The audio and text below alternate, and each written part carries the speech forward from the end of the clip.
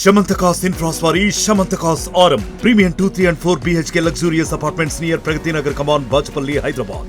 ఏలేరు వరద అయితే పిఠాపురం నియోజకవర్గాన్ని అయితే అతలాకుతం చేసిందని చెప్పాలి. ఎన్నడూ లేని విధంగా వరద తాకిడి పిఠాపురానికే ఎక్కువగా వచ్చినటువంటి పరిస్థితి. అంటే ప్రధానంగా ఏలేరు ప్రధానంగా 4 నియోజకవర్గాలకైతే ఎఫెక్ట్ ఉన్నప్పటికీ, అలాగే జగ్గంపేట, ప్రతిపాడులో ఈ యొక్క పంట పొలాలు మొత్తం కూడా నీటి మునిగాయి. అలాగే ప్రతిపాడు ప్రధానంగా చూసుకుంటే కొన్ని గ్రామాలకైతే రాకపోకలు అంతరాయం కలిగింది. ముఖ్యంగా చూసుకుంటే పిఠాపురం నియోజకవర్గంలో ఎక్కువ ఎఫెక్ట్ ఉంది. అలాగే ఈ యొక్క గండ్లు కూడా ఏలేరుకి గండ్లు పడడంతో చాలా ఇబ్బందికర పరిస్థితులు ఉన్నాయి. అలాగే పిఠాపురం అలాగే వైసీపీ ఇన్ఛార్జ్, అలాగే పిఠాపురం మాజీ ఎమ్మెల్యే కావచ్చు, అలాగే కాకినాడ ఎంపీ మాజీ ఎంపీ వంగ గీతా విశ్వనాథ్ కూడా ఈ యొక్క వరద ప్రాంతాల్లో కూడా పర్యటిస్తున్నారు. ప్రస్తుతం ఉన్నాం. అలాగే యూకత్పల్లి మండలం కావచ్చు, గొల్లపల్లి మండలంలో ఎంతవరకు ఎఫెక్ట్ అయింది కూడా నిన్న నుంచి కూడా పర్యటిస్తున్నారు. గత కొన్ని రోజుల నుంచి వరదపై కూడా అప్రమత్తం చేస్తున్నారు. ప్రస్తుతం మాజీ ఎంపీ వంగ గీత గారు ఉన్నారు, మాట్లాడే ప్రయత్నం చేద్దాం. మేడం చెప్పండి, ఏలేరు వరద ఎన్నడూ లేని విధంగా ఎఫెక్ట్ అయింది. పరిస్థితి ఏ విధంగా ఉంది, ఎంతవరకు నష్టం వాటిల్లిందంట? అంటే వ్యవసాయపరంగా నష్టమైతే పూర్తిగా నష్టపోయారు. ఇంకా వ్యవసాయదారులు ఒక ఎకరం కాదు కదా, ఒక సెంటు కూడా మిగిలినట్టుగా మాకేమీ కనబట్టలేదు. అందరు కూడా అదే అంటున్నారు కంప్లీట్. ఎందుకంటే జనరల్గా మనకి పిఠాపురానికి కరువు, అదేవిధంగా ఎప్పుడైనా ప్రాజెక్టులో నీళ్ళు లేకపోతే నీటి ఎద్దడి, నీరు ఎక్కువైపోతే మునిగిపోవడం అనేది పిఠాపురంకి ఎప్పటి నుంచో ఉంది. అయినప్పటికీ కూడా అధిక వర్షాలు ఈ రాష్ట్రంలో ఎప్పుడూ లేని విధంగా అధిక వర్షాలు కురవడం, మన క్యాచ్మెంట్ ఏరియాలో ఎక్కువ క్యూసికల్ నీరు చేరిపోవడంతో మరి మనకి వచ్చిందంతా వదిలేసే పరిస్థితి. 15,000 వస్తే 20,000 వచ్చినా ఏమొచ్చినా కూడా వదిలేసే పరిస్థితి. కాబట్టి ఆ విధంగా చేయడం వల్ల అఫీషియల్గానే 15,000 20,000 చెప్తున్నారంటే ఇంకా అన్అఫీషియల్గా 30,000 35,000 కూడా వదిలేసి ఉండే పరిస్థితి. అది మీరు నిన్న సాయంకాలం అయితే ఇంకా అసలు మనకి ఏమైపోతుందనే చాలా గుండెలు చాలా భయపెట్టుకున్న పరిస్థితి. ఇగో ఇప్పుడు చూస్తున్నారు, మొత్తం అంతా కంప్లీట్ జలవలయంగా ఉంది. ఇక్కడ పిఠాపురం అంతా జలవలయంలో చిక్కుకుని ఉంది.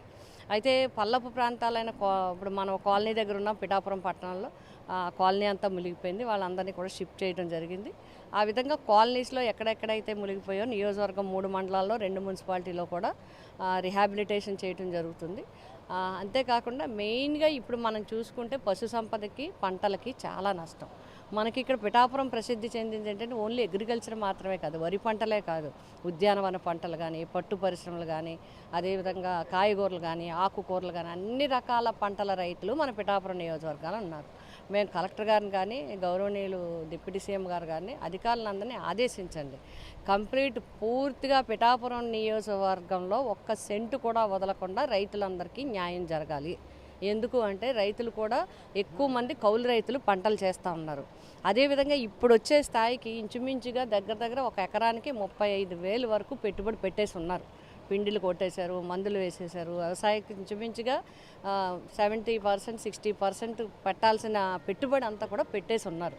కాబట్టి అనుకోకుండా ఇది ఎంత రావడంతో ఈ 3 రోజులు ఇంకా మనకి టైలెంట్ కావడం వల్ల నీరంతా ఇంకా 2 రోజులు పూర్తిగా ఉండి, అదృష్టం బాగుండి ఇంకా వర్షం ఏమీ రాకపోతే, ఇప్పుడు రాకపోతే 3 రోజులు పడుతుంది తీయడానికి. కాబట్టి పంట అంతా కూడా పూర్తిగా పోతుంది. కాబట్టి అందరినీ ఆదుకోండి, రైతులందరినీ ఆదుకోమంటున్నాం. కౌలు రైతుల్ని కూడా ఆదుకోండి. అంతా కూడా పంట నష్టపరిహారం జగన్మోహన్ రెడ్డి గారి ప్రభుత్వంలో కూడా మేము చెప్తున్నాం గర్వంగా. ఇప్పుడు గతంలో వచ్చినప్పుడు కూడా, వరదలు వచ్చినప్పుడు కూడా ఏ ఒక్క రైతుని వదలకుండా అందరికీ నష్టపరిహారాన్ని అతి తక్కువ టైంలో, రోజుల్లోనే నష్టపరిహారం ఇచ్చి వాళ్ళని ఆదుకోవడం జరిగింది. కాబట్టి మళ్ళీ ఇప్పుడు పంట వేసుకునే టైం కూడా లేదు, ఎందుకంటే నీటి ఎద్దడి వచ్చేసి ఇవన్నీ కూడా పరిస్థితులు వస్తాయి. కాబట్టి రైతాంగాన్ని అందరినీ ఆదుకోవాలి. రిహాబిలిటేషన్ అక్కడక్కడ నేను గొల్లపురోలు వెళ్ళినప్పుడు అప్పుడే మేము వెళ్తున్నాం, చూస్తున్నాం, ఒక ఇల్లు పడిపోయింది, ఇంకొక ఇల్లు గోడ జారిపోయింది, ఇంకొక ఇల్లు దూలాలన్నీ కింద పడిపోయి ఇలా ఉన్నాయి. కాబట్టి అది మీరు వెంటనే నష్టపరిహారం ఇవ్వటం, వాళ్ళని ఆదుకోవటం చేయాలి. రెండోది ఇంకొక అంశం ఏంటంటే, ఇప్పుడు ఎప్పుడైతే ఈ 2 రోజుల నుంచి నీరు తీస్తుందో క్యాంపుల్లో పెడుతున్నారో, వీళ్ళందరినీ క్యాంపుల్లో పెట్టి వాళ్ళు వెళ్ళేటప్పటికి హెల్త్ విషయంలో చాలా ప్రత్యేకమైన శ్రద్ధ తీసుకోవాలి. ఇప్పటికే వైరల్ ఫీవర్సు, డెంగ్యూ ఫీవర్సు, అదేవిధంగా డయేరియా కూడా కొన్ని చోట్ల ఎక్కువగా ఉన్నాయి. కాబట్టి ప్రత్యేకమైన శ్రద్ధ తీసుకుని వైద్యాధికారులు కూడా అప్రమత్తం చేసి, వాళ్ళు కూడా యుద్ధ ప్రాతిపదికన సర్వే చేసి, ఇంటింటి సర్వే చేసి మందులు ఇప్పించి ప్రజల ఆరోగ్యాన్ని కాపాడవలసిందిగా కోరుతున్నారు. అంటే ఏలేరుకి ఎన్నడూ లేని విధంగా 45,000 క్యూసెక్లు పైగా ఇన్ఫ్లో అయితే ఉంది. అదేవిధంగా అదే స్థాయిలో 27,000 వరకు కూడా కిందకు విడుదల చేశారు. అంటే దీన్ని వరదను అంచనా వేయడంలో అధికారుల లోపం ఉందా, నాయకుల లోపం ఉందంటారా? అంటే ఇక్కడ లోపాలను ఎత్తి చూపడం ఇవన్నీ కన్నా మానిటరింగ్లో నేను ఎస్సీ గారితో అయితే గత 5 రోజుల నుంచి మాట్లాడుతున్నాను నేను. ఎందుకంటే 20 టీఎంసీలు ఎప్పుడైతే నిండిందో అప్పుడే ఇన్ఫ్లోస్ని బ్యాలెన్స్ చేసుకుంటూ మానిటర్ చేసుకుంటూ ప్రతి ఎవరు క్యాలిక్యులేట్ చేసుకుని 21, 22 రాకుండా చూసుకుంటే ఒక్కసారి ఈ 3 రోజుల నుంచి వచ్చి ఇదంతా కూడా మనం క్యాచ్మెంట్ చేసుకోవడానికి ఇంత వరద రాకుండా ఉంటుంది. ఎందుకంటే 10,000 వదిలితే వెళ్ళేదానికి 20,000, 30,000 వదిలేస్తే వచ్చేదానికి నష్టాలు ఎక్కువగా ఉంటాయి. కాబట్టి ఎప్పుడు కూడా లాస్ట్ టైలాండ్ ప్రాంతం ఏది ఉందో ఆ ప్రాంతానికి ఉండే పరిస్థితులను అంచనా వేసుకుని ప్రాజెక్ట్ని మేనేజ్ చేయాల్సిన బాధ్యత మాత్రం అధికారులందరి మీద ఉంది. ఖచ్చితంగా అందులో ఎక్కడ పడితే అక్కడ వర్షాలు పడతా ఉన్నాయి. అందులో ఏజెన్సీలో ఎక్కువ పడుతున్నాయి. మీరు చూసారు, ఇక్కడే కాదు, పాడేరు కానీ అల్లూరు సీతారామరాజు కానీ అన్ని ఏరియాల్లో ఏజెన్సీల్లో కలవట్లు కూలిపోతున్నాయి, కొండలన్నింటిలో వస్తున్నాయి. అలాంటప్పుడు ఈ ఏరియాని 20+ అవుతుంది అనేటప్పటికి మానిటర్ చేయాల్సింది. అయితే ఇప్పుడు నిన్న మొన్న మేము లెక్క చూస్తే 24 నిండిపోయి 20,000 వస్తే 20,000, 25,000 వస్తే 25,000, 30,000 వస్తే 30,000 వదిలేస్తే అంతకు మించి వాళ్ళు కూడా ఏం చేయలేరు. ముందు నుంచి మెయింటైన్ చేయకపోతే ఏం చేయలేరు. వచ్చినట్టుగా వదలాలి, లేకపోతే ప్రాజెక్ట్ వచ్చేస్తుంది, గేట్లు ఎత్తాల్సిన పరిస్థితి. కాబట్టి ప్రజల జీవితాలతో రైతుల జీవితాలతో ఇబ్బంది పడకుండా చూడాలంటే ప్రాజెక్టుని మెయింటైన్ చేయాల్సిన అవసరం ఉంది. అలా చేస్తేనే బాగుంటుందని అనుకుంటున్నాం. ఇప్పుడు జరిగిన దానికి కూడా వెంటనే నీరు వెళ్ళిపోయేలాగా ఎక్కడెక్కడైనా అడ్డంకులు ఉన్నాయేమో చూసి, ఎక్కడెక్కడ కొన్ని చోట్ల గండ్లు కొట్టేశారు, కొన్ని చోట్ల అడ్డంకులు ఉన్నాయి, అవి ఉంటే ప్రొక్లైనర్స్ని కూడా పెట్టి ఎక్కడైతే ఉందో తీసి సముద్రంలోకి నీరు వెళ్ళేలాగా అధికారులు చూడాలంటున్నాం. రెండోది పశు సంపద మీద కూడా చాలా శ్రద్ధ పట్టాలి.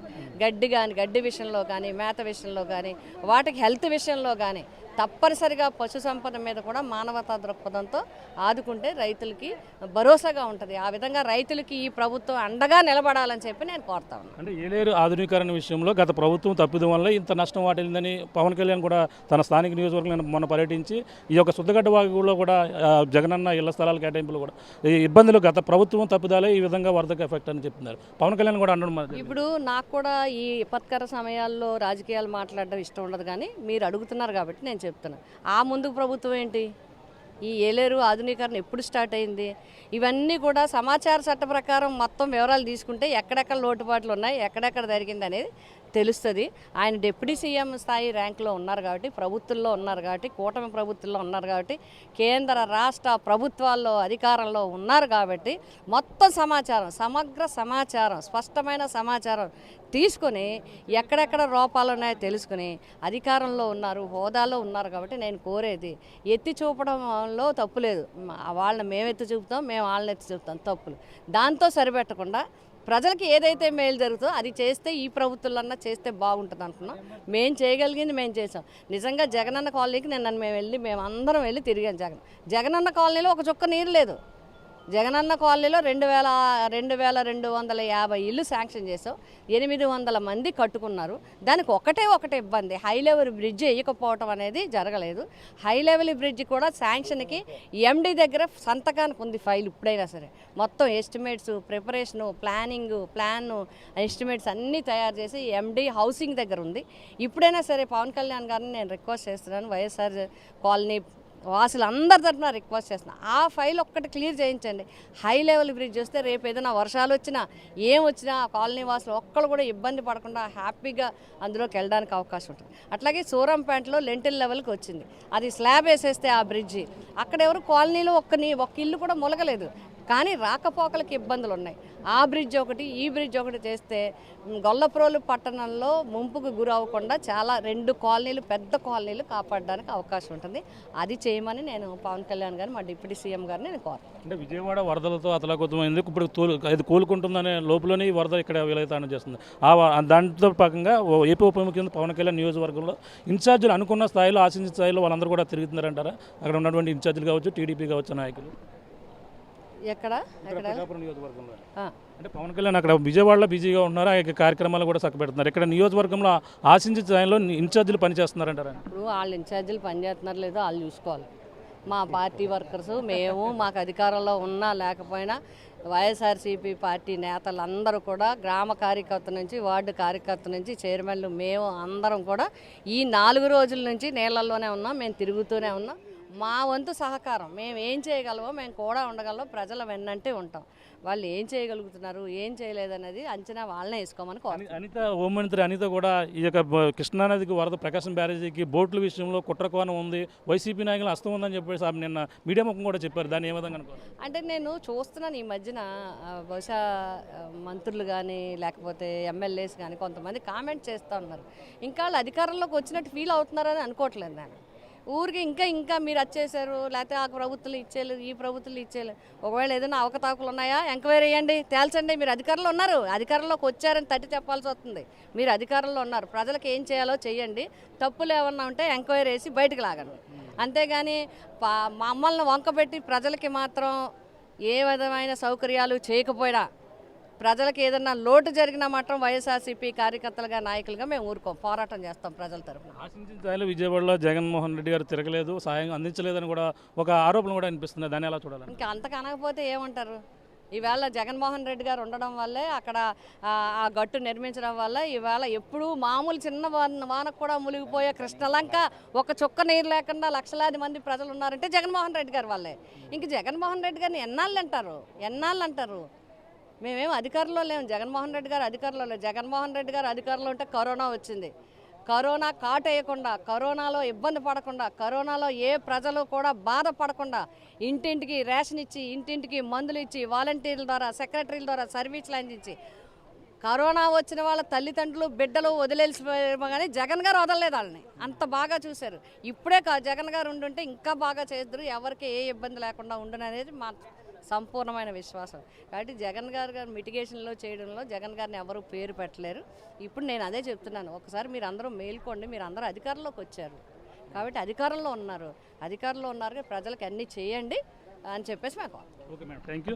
చూస్తున్నాం ఇది పరిస్థితి. నియోజకవర్గంలో భారీ ఎత్తున వరద పోటెత్తడంతో గత కొన్ని రోజుల నుంచి కూడా ఎవరైతే ఉన్నారో అలాగే వైసీపీ ఇన్ఛార్జ్ అలాగే మాజీ ఎంపీ కాకినాడ ఎంపీ వంగ గీతా విశ్వనాథ్ వరద నీటిలోనే పర్యటించి వాళ్ళ కార్యకర్తలతో కూడా తిరిగి సహాయ చర్యలు అందించాలంటూ వాళ్ళందరూ కూడా తిరుగుతున్నటువంటి పరిస్థితి ఉపకం పడుతుంది. ఏదేమైనా వరద తాకిడి అంటే ఇక్కడ ఊహించని వరద ఎక్కడనూ లేని విధంగా ఇక్కడ రావడంతోనే అన్ని విధాలుగా కూడా ఆదుకోవాలి. ఎక్కువగా రైతాంగం పూర్తిగా నష్టపోయినటువంటి పరిస్థితి పిఠాపురం నియోజకవర్గంలో కనపడుతుందన్నారు. అలాగే ఎన్నడూ లేని విధంగా 40,000 క్యూసెక్లు ఇంట్లో రావడం, 27,000 క్యూసెక్ల దిగువకు విడుదల చేసిన నేపథ్యంలోనే వరద పోటెత్తి ఈ యొక్క పంట పొలాలను అలాగే ఏలేరు గండ్లను కూడా కొట్టినటువంటి పరిస్థితి ఉంది. గత ప్రభుత్వం ఏలేరు ఆధునీకరణ చేయలేదని కేవలం నిందలు వేస్తున్నారు. గత ముందు ప్రభుత్వం కూడా టీడీపీ ఉంది, గతంలో చేయలేనివంటి తప్పిదం వల్లే ఈ విధంగా జరిగిందని మరో పక్కన చెప్తున్నారు. అలాగే వైసీపీ ఇప్పుడు ఏదైతే పవన్ కళ్యాణ్ గారు ఇక్కడ ఉన్నటువంటి కాలనీ జగనన్న కాలనీ ఉద్దేశపూర్వకంగా అక్కడ అన్ని వసతులు ఉన్నాయి, ఎటువంటి నీరు చుక్కగా చేరలేదు, కేవలం బ్రిడ్జి ఒకటి ఆటంకం ఉంది. ఆ బ్రిడ్జి నిర్మాణం కూడా ఇతను ఫైల్ పెండింగ్లో ఉంది కాబట్టి దాని ఫైల్ పెండింగ్ని క్లియర్ చేసి అక్కడ జగనన్న కాలనీ వాసులకి అక్కడ బ్రిడ్జి నిర్మాణం చేపడితే సమస్య క్లియర్ అవుతుందని మరో పక్కన చెప్తున్నారు. ఏలేరు ఆధునీకరణ అనేది ఈ యొక్క పిఠాపురం నియోజకవర్గాలకి ఎంతో ఎన్నాళ్ళ నుంచో ఇబ్బంది పడుతున్నటువంటి ఇబ్బంది ఉన్నాయి. దాన్ని అయితే ఇప్పుడు ఉన్నటువంటి కూటమి ప్రభుత్వమే ఏలేరు ఆధునీకరణ సంబంధించిన ఫైల్ గతంలో చేస్తాం, దాన్ని మూవ్ చేస్తే సరిపోతుందని చెప్పేసి వంగ గీతా విశ్వనాథ్ అదే చెప్తున్నారు. నియోజకవర్గ ప్రజలందరూ కూడా ఆదుకోవాలి. ఒక పక్కన విజయవాడలో వరద అయితే తాకిడి కావాలని కుట్రపూరితం ఉన్నాయని వైసీపీపై నిందలు వేస్తున్నారని, అలాగే అనిత చెప్పడం సరైనది కాదు, వాళ్ళంతా అధికారంలో ఉన్నారు, అవసరమైతే ఎంక్వైరీ చేసి అధికారంలో ఉన్నారు కాబట్టి ఏవైనా ఉంటే నిరూపించాలని చెప్పేసి ఆమె సవాల్ చేస్తున్నటువంటి పరిస్థితి ఓ పక్కన ఉంది. జగన్మోహన్ రెడ్డి కరోనా వంటి విపత్తుని కూడా ఎదుర్కొన్నటువంటి నాయకుడు, సత్తా ఉన్న నాయకుడు కాబట్టి అతనమే కూడా కావాలని బురద జల్లుతున్న కూటమి ప్రభుత్వానికి ఒకటే చెప్తున్నాం, సత్తా ఉంటే ఏదైనా మాపై తప్పులు ఉంటే మీరు ఎంక్వైరీ చేసి నిరూపించే అధికారం మీకు ఉంది కాబట్టి అవన్నీ కూడా నిరూపించవలసిన బాధ్యత ఉన్నారు. ఏదేమైనా వరద బాధితులని రాజకీయాలు మానేసి వరద బాధితులను ఆదుకునే పనిలో కూటమి ప్రభుత్వం ఉండాలి. పిఠాపురం నియోజకవర్గాన్ని కూడా ఇన్ఛార్జీలందరూ కూడా ఇక్కడ పూర్తి స్థాయిలో పర్యవేక్షించి రైతులను ఆదుకోవాలి. ఓ పశుభంగం కూడా మొత్తం పూర్తిగా నష్టపోయారు, రైతులు పంట పొలాలు పూర్తిగా నష్టపోయాయి. అలాగే ఇక పిఠాపురం నియోజకవర్గ గ్రామాల వాసులకైతే పునరావాస కేంద్రంలో సరైన వసతులు లేవంటూ ఆవిడ కూడా ఆరోపణ చేస్తున్నటువంటి పరిస్థితి ప్రధానంగా కనబడుతుంది. ఏదేమైనా పిఠాపురం నియోజకవర్గంలో వరద విరయతాండంపై కూడా ఎవరైతే ఉన్నారో వైసీపీ ఇన్ఛార్జ్ వంగ గీత పర్యటించి పలు ప్రాంతాల్లో కాలనీ నివాసులందరూ కూడా సందర్శిస్తున్న పరిస్థితి అయితే ప్రధానంగా ఉందని చెప్పాలి. ఇది కూడా తాజా పరిస్థితి. కెమెరామెన్ వెంకటేశ్వర ప్రకాశ్ RTV పిఠాపురం నుంచి. మరిన్ని వీడియోస్ కోసం ఛానల్ ని సబ్స్క్రైబ్ చేయండి, లేటెస్ట్ అప్డేట్స్ కోసం వాట్సాప్ ఛానల్ ని ఫాలో చేయండి అండ్ లింక్ డిస్క్రిప్షన్ లో ఉంది.